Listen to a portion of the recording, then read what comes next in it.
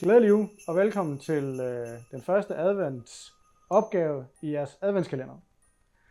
I den første advent, der synes vi, at det vil være passende og skal lave en adventskrans, så vi er klar til på søndag, når vi skal tænde det første lys i adventskalenderen. Men vi kan lige prøve at se, hvad er det, der ligger i vores adventskalenderpakke. Vi har et stykke platan her i 200 x 200 mm, som vi skal bruge som base til at lave vores adventskrans. Så har vi et par stykker ahorn, som vi skal bruge til nogle lysholdere. Så har vi selvfølgelig lysholderne dertil. For hvis det er, at vi bruger levende lys, så skal vi huske at have indsatser med til, så det er, at det ikke sker, at man eventuelt kan komme til at brænde det hele ned. Det vil være træls. Så for at vi kan få sat vores lysholder ned i træet, så skal vi selvfølgelig have et bord. Så derfor har jeg også fået et 23 mm forstebord, og dem I har, det er det samme som det her. Den her den er bare slidt, men det er med hårdmetalskær. Så det vil sige, at de kan holde enormt længe efter, at vi er færdige med at lave det her. Derudover, så hvis man vil selvfølgelig, men vi synes det kunne være lidt sjovt, så kan man så farve sit adventskrans og give det lidt mere julet udseende, hvis man kan sige det på den måde der. Og dertil, der har vi givet jer to farver med. En grøn og en rød. Sådan lidt julefarve, må vi nok sige. Den grønne, den minder rigtig meget om sådan noget skovfarvet grøn, så den får en pæn nuance, ikke sådan bare sådan grøn-grøn. Den er rigtig fin, sådan naturlig grøn. Og så en god rød. Og der har jeg nogle tanker, hvordan jeg vil lave det, og så kan I selvfølgelig sætte et præg på, hvordan I måske synes, det skal være. Men for at komme i gang, så skal vi først lave vores krans. Der laver vi den til, at den minder om en krans, men også får en funktion som en skål. Så vi skal have den udhulet, vi skal lave den krans, hvor der vi kører den rundt, og så udhuler den på ydersiden faktisk også, så der er, man får ligesom en afslutning udad til, kan man så sige. Og hvis man har mod på det, så kan man også lave en lille svag udhuling på indersiden af kransen. Det vil sige, at vi får ligesom en krans, der går ned, og så går den et under, hvis det er. Det kan man så se, hvornår man kommer dertil. Det er lidt tricky på indersiden i hvert fald.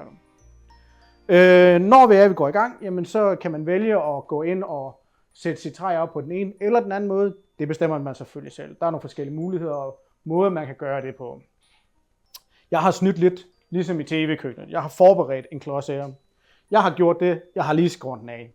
Jeg har lavet en cirkel, så vi får en afgrænsning for, hvor er det, vi har det største emne. Og så har jeg simpelthen lige taget hjørnerne, så vi ikke skal stå og bearbejde dem af. Og så starter jeg simpelthen op med at sætte den op i en centerskrue, som vi har her. Det kan vi lige vise her. Sådan der.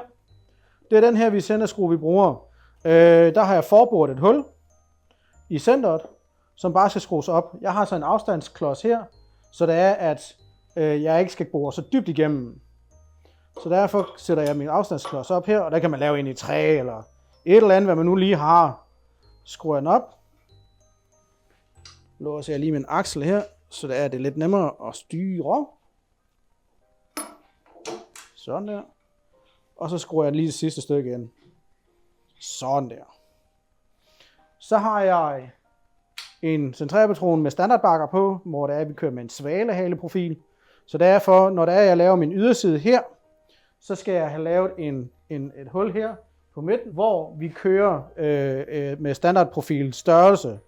Det vil sige, at vi skal lave et hul på cirka 50 mm, hvor det er, at vi laver den her koniske indgang på den, så det er, at bakkerne går ud og klemmer eller udvider sig ind under kanten, så det er, at den ikke glider af.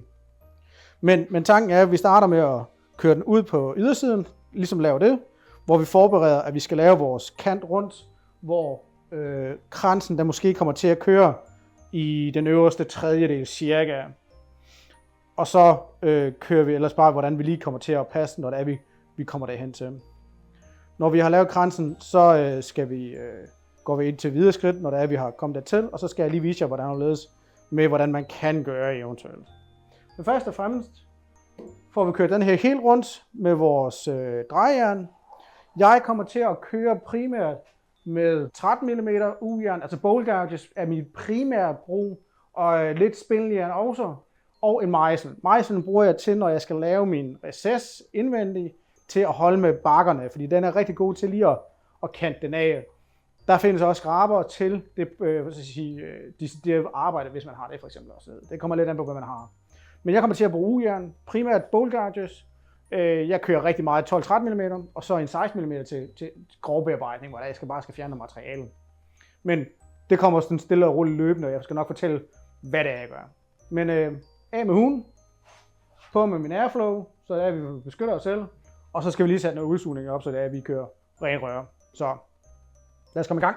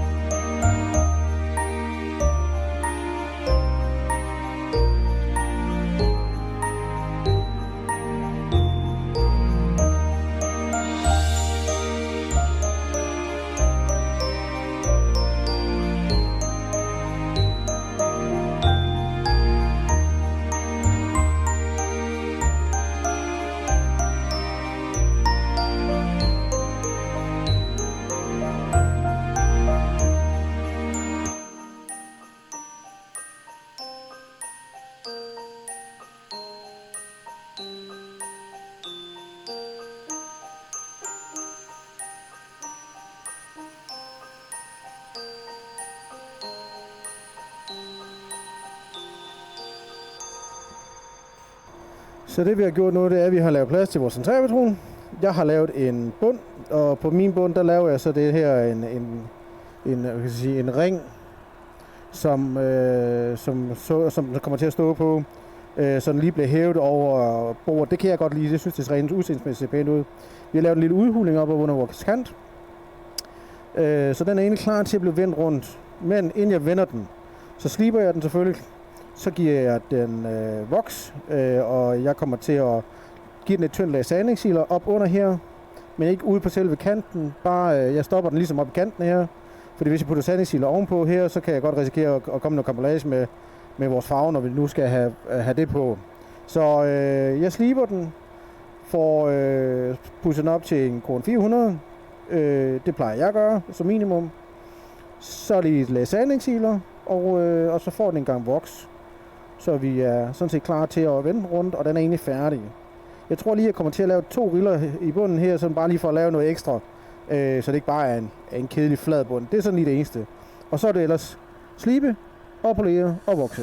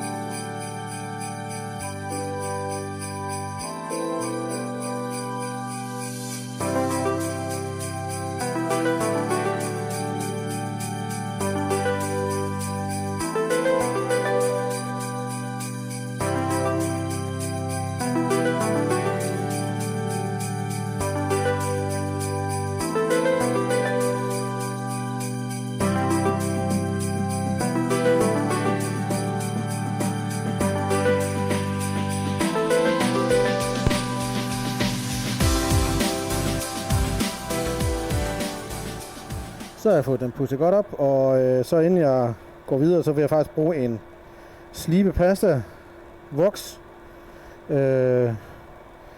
som jeg har. Det hedder Yorkshire Grit, den kan man godt få stadigvæk, men den kommer fra USA, så vi har den ikke i butikken. Vi er ved at finde et alternativ. Så, men den får lige sådan en gang Yorkshire Grit her, som gør den lidt mørkere, men får også lidt mere dybde.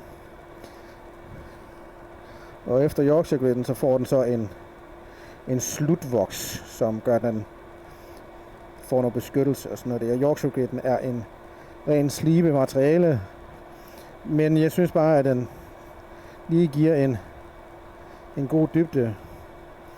Den giver sådan lidt karakter, synes jeg i hvert fald. Så selvom det er en decideret slibepasta-voks, så kan den altså også en anden. Så det får den lige.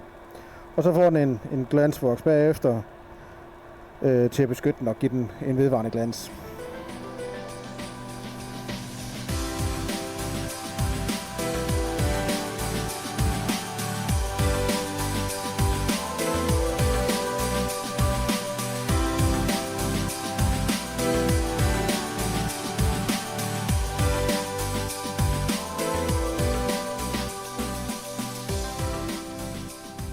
Nu sagde jeg godt nok, at vi slutter af med en sandingtiler, men jeg valgte den anden vej, og det er også fint nok. Det kan man jo, altså det er jo ikke fordi det er på røgstræ, så det er også fint nok med at bruge en almindelig voks eller lignende. Nu bruger jeg så en micro crystalline voks, som lige skal smøres ind.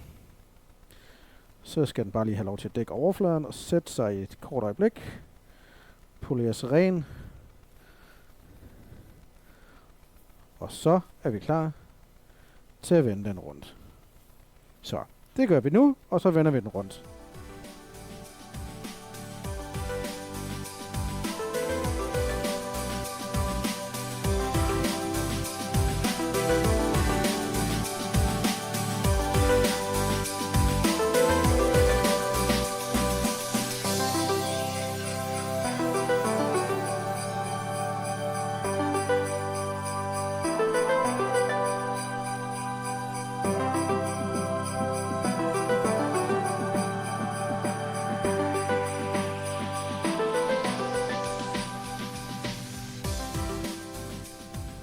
Så er den vendt rundt og sat op i vores standardbakker. Eller jeg har i hvert fald sat den på mine standardbakker. Så skal jeg udhule den.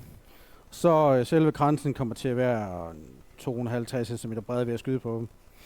Og jeg starter med at ligesom at lave afgrænsningen til kransen. Så jeg har ligesom den til den bredde på plads. Og så begynder jeg så stille og roligt at lave den. Og så prøve at se, om jeg ikke kan komme ind under den. Så det er, at vi får den her næsten udhuling til siden på en måde. Hvis man ikke har et værktøj til, skal man lade være med at prøve alt for meget, fordi det kan gå galt, og det vil være synd jo ikke om, men altså, hvis man har et godt jern til det, så er det jo fint at gøre forsøget om ikke andet. Men jeg får den udhulet, så sliber vi den, og når der vi skal have farven på, jamen, så skal vi have slimmet op til minimum K400 anbefalet, for at vi ikke, hvis vi har sliberridser, så vil de blive ekstra fremtrukken af vores farve. Så vi drejer det ud, og så pudser den, og så kan vi gå videre med vores farve.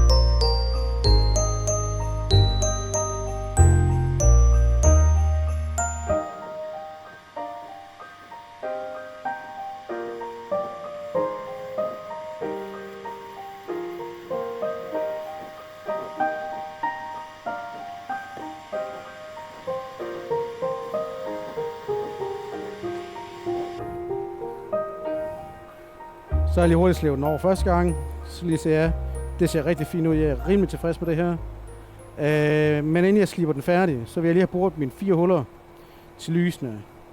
Så når det er, vi sliber dem, så får vi ligesom rettet hullerne af. Så det er, vi, hvis der skulle være en lille smule opflås i kant, så får vi det slippen over. Så jeg får lige boret 4 huller. De skal jo helst gerne være over for hinanden, så det jeg gør, det er, at jeg sætter mit anlæg i pinolhøjde.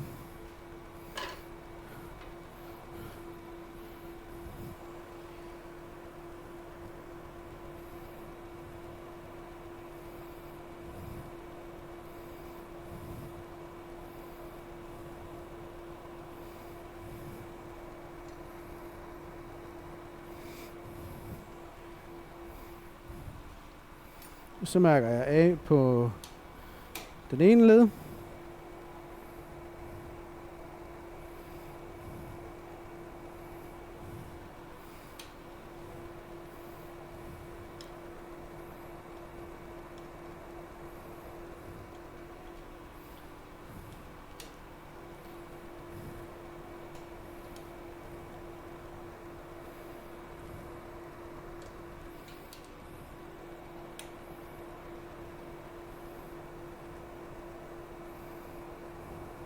Og på den anden led.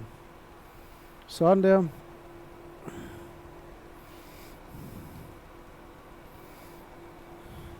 Jeg lader den sætte i min centrerpatron, så det er, at jeg kan remount den uden problemer. Så jeg har tilfældigvis en søjlebomaskine, så det vil sige, at jeg går hen i min søjlebomaskine, borer 4 huller, mærker lige op, selvfølgelig hvor centret er, og så, men det kan vi selvfølgelig bare, så ser det ens ud.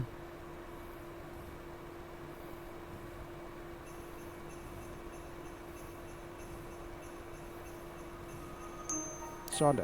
Så bruger vi 4 huller og får den slæven færdig.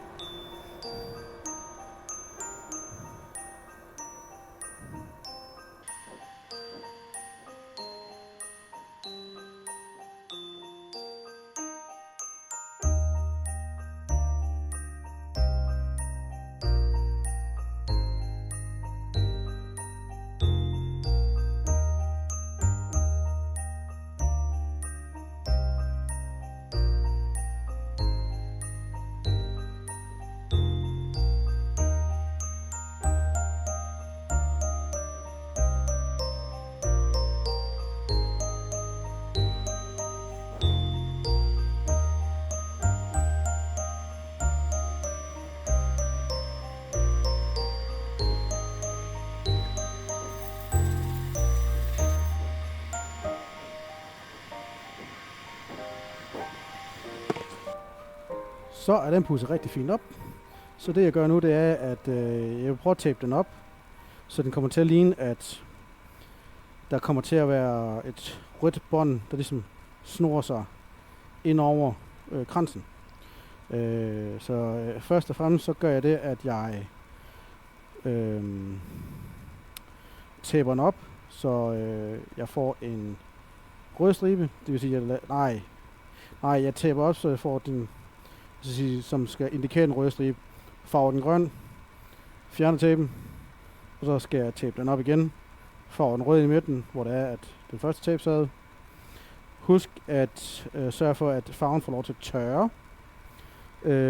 Rigtig godt og grundigt. Det er en nødvendighed. Pas på med at putte for meget farve på. Man kan altid tilføje farve. Hvis den bliver for mørk nogle steder, man måske vil gerne vil have en nuance, kan man lige tage en finkornet smørvel eller pudsemiddel og lige nuppe den i overfladen. Så lysner man den en lille smule. Men som sagt, jeg sætter normaltag på, hvor den røde farve kommer til at blive til sidst, og så farver den grøn imellem. Og når jeg har gjort det, så putter jeg sandingshælder på den her gang, fordi at den beskytter min farve, og så afslutter den derefter. Jeg farver den lidt ind over kanten, både herinde og på ydersiden, så igen, så det er, man ligesom får farven med rundt om kanten, så det er, det igen skal ligne en krans, som ligger ovenpå. Så en lille smule ind over kanten må den gerne komme.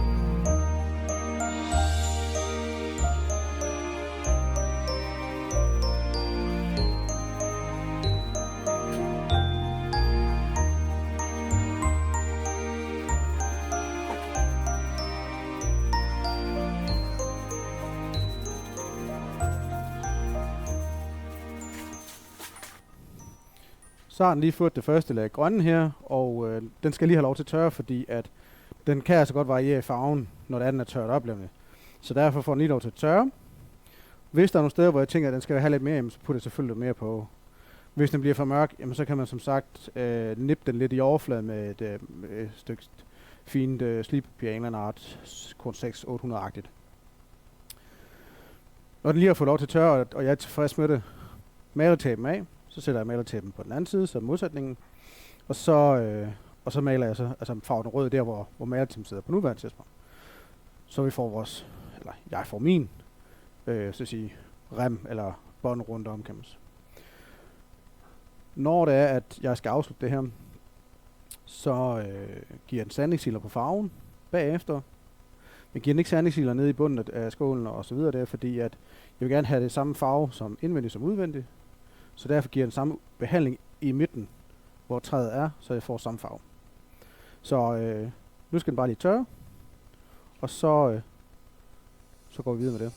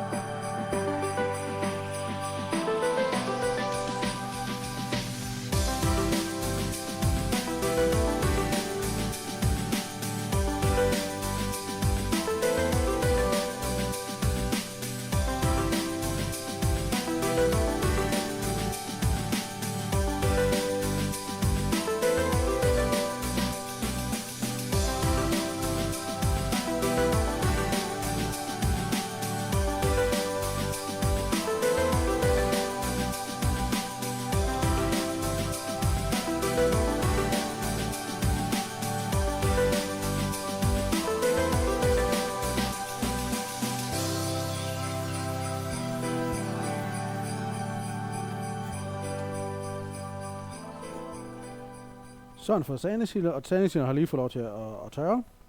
Så gør jeg det, at jeg lige kører den ren.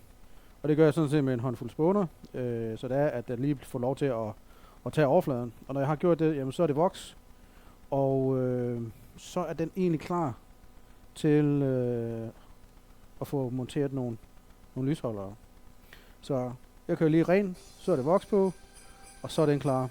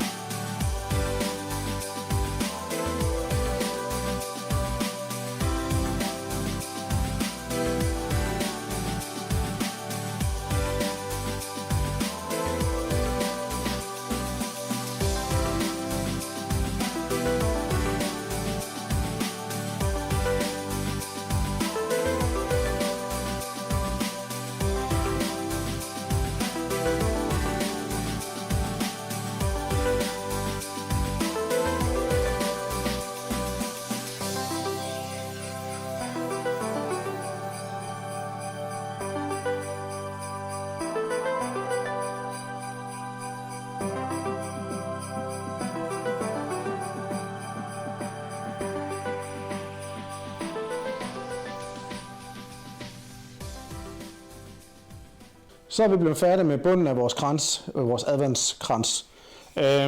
Det skal vi så lave nu, det er vores lysholder selvfølgelig, det er klar. Det jeg kommer til at gøre, det er, at jeg sætter min træ op i centralpatronen direkte, uden at runde den af eller noget. Det er relativt kort stykke og så videre, det er, så det er ikke noget issue. Når det er, jeg arbejder med det her, så bruger jeg selvfølgelig et hul til min lyskrans eller lysholder, og sætter min pinol i, så det er, at hullet det er centreret omkring min pinol. Det vil sige, at bagefter, når vi har afsluttet sådan noget, så er jeg 100% sikker på, at det er den ensartede tykkelse på vores kant hele vejen rundt. Så ikke noget specielt i det. Runder af, retter af i enden, pinol i, laver en form. Jeg kommer til at lave en relativt simpel form, hvor der er den, jeg tror man kan minde om en tulipan, hvor der er den bare sådan ligesom går ned, stille og roligt, ikke noget vildt voldsomt der. Igen, man er jo frit tilgængelig til at lege med noget form, hvis det er, man ønsker det, eller lignende. Og så når jeg har lavet den første, så måler jeg lige af længde og så videre der, så er jeg selvfølgelig også lige måler af tykkelsen i forhold til, at den skal passe ned i vores huller. Det gør jeg selvfølgelig, mens jeg drejer det klart. Og så når jeg laver den næste, så gør jeg det igen, borer hullet, lige for at sikre på, at det sidder centreret. Og så, så når jeg laver den, så holder jeg lige min første op til, og ligesom bruger den som en slags skabelon. Det vil sige, at jeg holder den op, når jeg drejer den, sådan, og så holder jeg den op til, og foran, så jeg kan se skygger bagved, eller hvor meget der nu mangler at blive fjernet, kan man så sige. Og på den måde, og det plejer at fungere meget godt, for mig i hvert fald. Det kan man jo så selv finde ud af, at det er den måde, man vil gøre det på, men relativt simpelt. Selvfølgelig en slibe, polere, pudse, hvad det nu er, at man har lyst til at gøre rent afslutningsmæssigt med behandling, finder man selvfølgelig ud af.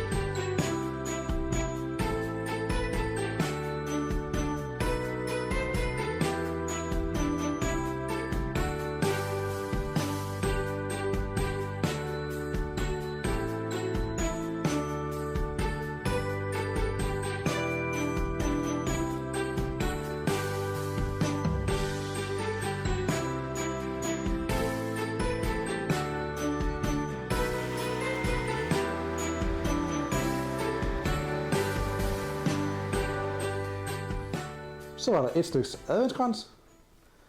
Jeg har sat mine lysholder fast med en smule Titebond 3 trælim ned i bunden. Bare lige en lille smule, fordi de sidder sådan rimelig fornuftigt, så der skulle bare lige en dråbe til, så jeg er lige sådan sikker på, at de sidder der. Så den er klar til at få noget lys i, lidt slik i, måske nogle nødder. Det ved jeg ikke nu, det får vi se på søndag. Men jeg håber, I har nydt den første adventskalderne udfordring her. Og så ses vi igen til anden advent. Kan I hygge jer?